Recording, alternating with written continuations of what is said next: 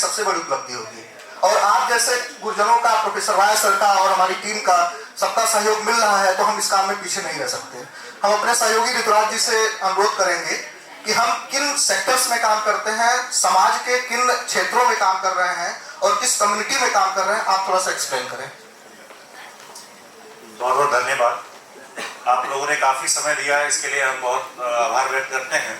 और मंच पर विराजमान आप सभी गुरुजनों के चरणों में कोटि कोटि प्रणाम करते हैं और सभागार में उपस्थित आप सभी विद्यार्थीगण का भी हार्दिक स्वागत और अभिनंदन करते हैं और बारंबार प्रणाम करते हैं कि आप लोगों ने अपना कीमती समय निकाला, क्योंकि आप सभी शिक्षा दिवस से हैं और हम समझ सकते हैं कि आप सभी अपने समय को कितने मुश्किल से निकाल करके आप हमारे लिए आए हैं और अपने लिए भी आए हैं, दोनों के लिए।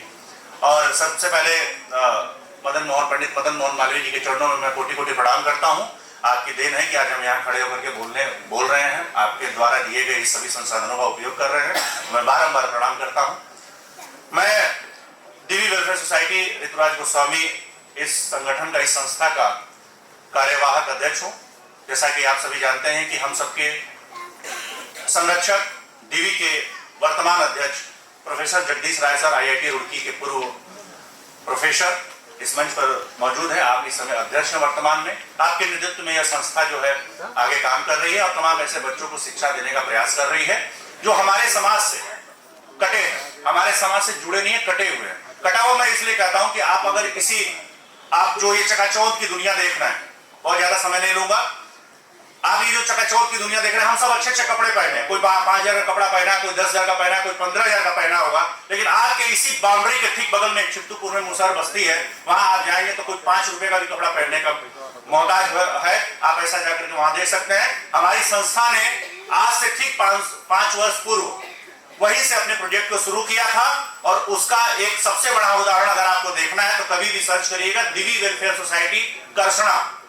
वहां से जो बस्तियां उठ करके, जो लोग उठ करके करसना की तरफ पलायन किए, उनको हमने क्या व्यवस्थाएं दी, सरकारों के से किस तरीके से हमने लड़ाइयां लड़ी, उनके घरों को तोड़ा गया, 13 परिवारों को उजाड़ने का प्रयास किया गया तमाम लोगों के द्वारा, तो हमने किस तरीके से उनको बसाने का प्रयास किया, उन्हें सरकारी योजनाओं से जोड़ने का प्रयास किया, उनके बच्चों को एक प्रॉपर एक अध्यापक देकर के उनको रोज पढ़ाने का कार्य हमारी सोसाइटी कर रही है। ये हमारा सबसे पहला उदाहरण और पहला कदम था चित्तूपुर में।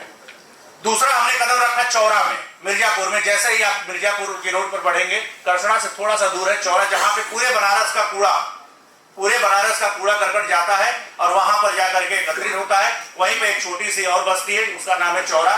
वो भी आपसे कटे हुए इसलिए मैं कहूं क्योंकि वहां के भी बच्चों की जो दशा दिशा है वो बहुत ठीक नहीं है। वहां पे हम आज भी बच्चों को बिना टीन सेट के यानी खुले में पढ़ाने के लिए मजबूर है। बारिश होती है तो अपना किताब कापी और सब कुछ लेकर के दौड़ जाते हैं घर की तरफ। हमारे क्लासेस जो है डिस्टर्ब हो जाते हैं, हमारे वॉलंटियर्स के समय डिस्टर्ब होते हैं, भाई नहीं पढ़ाई हो पाती, बारिश वगैरह होती है। तो आज भी बिना टीन सेट का हम लोग वहां पे खुले में पढ़ा रहे हैं। वहां पे वन विभाग की कुछ जमीनें थी जिसको हमने JCB के माध्यम से, आप सभी यहाँ पे जो समाज सेवी हमारे बड़े भाई हैं, आप सभी के योगदान से JCB मंगवा करके कुछ पैसे खर्च करके वहां पे साफ सफाई करा करके कुछ जमीनों को लगभग 1.5 हिस्से जमीन में हम लोग बच्चों को पढ़ाते हैं और प्रयास हमारा जारी है। तीसरा हमारा जो कदम पड़ा डीवी वेलफेयर सोसाइटी का, वो पड़ा जालूपुर में। जालूपुर में जैसा कि अभी कुछ देर पहले SDG के ऊपर आपने एकदम तेजी से एकदम जो है फायर ब्रिगेड की तरह जो प्रोफेसर थे हमारे गुरुजी, जो हमारे संरक्षक हैं डीवी वेलफेयर सोसाइटी के, IIT BHU के ही प्रोफेसर हैं केमिकल डिपार्टमेंट में, प्रोफेसर प्रदीप कुमार मिश्रा सर, आपके ही दिए गए सेंटर पर, आपके दिए गए इंफ्रास्ट्रक्चर के माध्यम से वहां पर टीन सेट है, सारे बच्चों के पढ़ने की व्यवस्थाएं, लगभग 1.5 बीघे का उन्होंने अपना प्लाट हमें दिया है और उनके सेंटर पर लगभग इस समय 200 बच्चे पढ़ाई कर रहे हैं जालूपुर में, आप सभी के योगदान से और आप सभी के सहयोग से। ये मेरा तीसरा कदम है। अब हम आगे प्रयास करते हैं। अब मैं आपको लोग कटे हुए जो समाज के बच्चों की हमने बात करी, जो मुसहर बस्ती की हमने बात की, आप कभी एक बार आप लोग जाइएगा भूले भटके हुए उस गली में, जब आप प्रवेश, उस गली के मुझे लगता है कि 2.5 से 3 फीट की वो गली है, उसके बाहर बहुत अच्छी दुनिया है, बहुत अच्छे लोग हैं, लेकिन गली के अंदर जब आप प्रवेश करेंगे तो आपको असल की दुनिया से और उनकी दुनिया से दोनों में आपको अंतर समझ में आएगा। और हो सकता है अगर आपके अंदर थोड़ी सी शर्म हया होगी तो आपको भी शर्म आएगी कि हम किस समाज में जी रहे हैं कि एक मानव जहां रोज पिज्जा बर्गर और छोला समोसा खा रहा है, तमाम प्रकार के डिशेस खा रहा है, वही एक ऐसा भी हमारा समाज है मानव का जो एक दाने के लिए, यूं कहें तो आप में से बहुत सारे लोग चिकन मटन का प्रयोग भी करते होंगे। आप देखेंगे चिकन मटन की दुकानें पर वो मुसलमान समाज के जो बच्चे जाते हैं तो उनके पंखुड़ियों को खाने के लिए मजबूर होते हैं। हमने देखा है आते जाते रास्ते में ऐसी स्थिति है। ये बहुत दूर की नहीं, चित्तूपुर की बात बता रहा हूँ, ठीक बाउंड्री के बगल में है। जय महामना की इस बगिया से आप बाहर निकलेंगे तो चित्तूपुर मुसहर बस्ती है, आप जाकर के देखेंगे तो ऐसे बच्चे हैं। उनमें से लगभग 13 परिवार को हमने सुधारने का प्रयास किया जिन्होंने मेरी बातों को माना। और 13 परिवार में इसलिए कह रहा हूँ, लगभग 60-65 परिवार है, क्योंकि 13 परिवार के बाद जो लोग थे उनको लगता था कि हमको विदेश से पैसा आता है। हम जब खाना बांटते थे तो थोड़ा सा खाना ज्यादा मांगने के चक्कर में वो मुझे पर पथराव भी करते थे, मुझे गालियां भी देते थे। यहाँ पे हमारी वॉलंटियर और ट्रेजरर दीदी की हैं रश्मि सिंह जी, बद्दी गालियां सुननी पड़ी। लेकिन उन्हीं परिवारों में से जो 13 समझदार थे, जो 10वीं पास थे, जो 9वीं पास थे, कोई ऐसा भी व्यक्ति था जो ग्रेजुएट था, उनमें से जो 13 परिवार थे उन लोगों ने हमारे बताए अनुसार अपने पुराने जमीन पर पलायन किया। और जब वहां बसे तो हमने वहां पे अपनी पाठशाला का एक अपनी पाठशाला का सेंटर बनाया। जैसा कि आप सभी जानते हैं कि दिव्य वेलफेयर सोसाइटी का एक प्रोजेक्ट है अपनी पाठशाला। तो उस पाठशाला के अंतर्गत जब हम उनके बच्चों को पढ़ाना शुरू किए तो तमाम सरकारी लोग जिनको जमीनों की लालच थी, तमाम ऐसे भूमाफिया की नजर पड़ी उन जमीनों पर, उनके घरों को गिराने का प्रयास किया गया। हमने लड़ाइयां लड़ी, पीएससी लगी, हमारे सेक्रेटरी बिरबल सिंह जी को, हमारे पूर्व के उपाध्यक्ष रहे धीरेन्द्र गिरी जी को, भास्कर जी को, परेश जी को, तमाम ऐसे जो हमारे साथी रहे और अभी हैं, उन सभी लोगों को कहीं ना कहीं एलआईयू लगा करके उठवाने का प्रयास किया गया।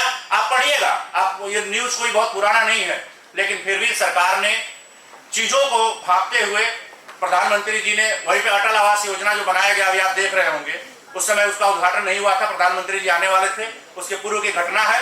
हमारे बातों को सुना गया, हम लोगों को बुलाया गया, माननीय डीएम साहब ने बुलाया, सब कुछ सुन करके जान करके उनके साथ न्याय हुआ, उन्होंने न्याय किया।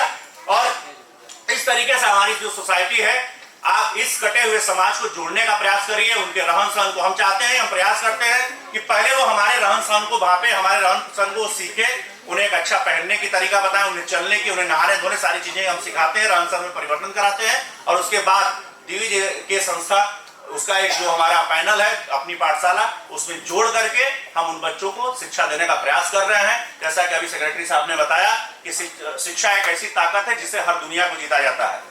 इसके साथ साथ अब समय का बहुत अभाव है, आप लोग भी भूखे होंगे, मैंने पता नहीं क्या क्या सोच रहे होंगे मेरे बारे में, ठीक है, बहुत सारे वक्ता थे, लेकिन आप लोग एक लाइन में बता दूं वक्ताओं के बारे में, आप जितना अच्छा श्रोता बनेंगे उतना ही अच्छा भविष्य में वक्ता बनेंगे, इसमें कोई दो राय नहीं। दूसरी बात, जैसे कि अभी हमारी मंच संचालिका है डॉक्टर स्वाति मिश्रा जी, आर्य महिला पीजी कॉलेज में प्रोफेसर है सोशियोलॉजी में, आपका बहुत बहुत धन्यवाद कि आपने इतना जो है मंच को हमारे सजा करके रखा। वक्ता कभी भी जो है भाव का भूखा होता है, समय के अभाव का भूखा नहीं होता। वो जब बोलता है तो बोलता है अपने भाव में बोलता है, तो इसीलिए समय का उसका अभाव नहीं होता, वो बोलते चला जाता है। बहुत बहुत धन्यवाद। बहुत बहुत धन्यवाद। ये समाज की मानसिकता भी है कि एनजीओ जब काम करता है तो उसके ऊपर पहला ठप्पा लगता है भ्रष्टाचारी का, तो उससे आगे बढ़ करके जो कार्य किया वो दीवी वेलफेयर कहलाया। आप सभी दीवी वेलफेयर टीम के लोगों को बहुत बहुत आभार। अब हम सभी लंच की ओर आ गए हैं।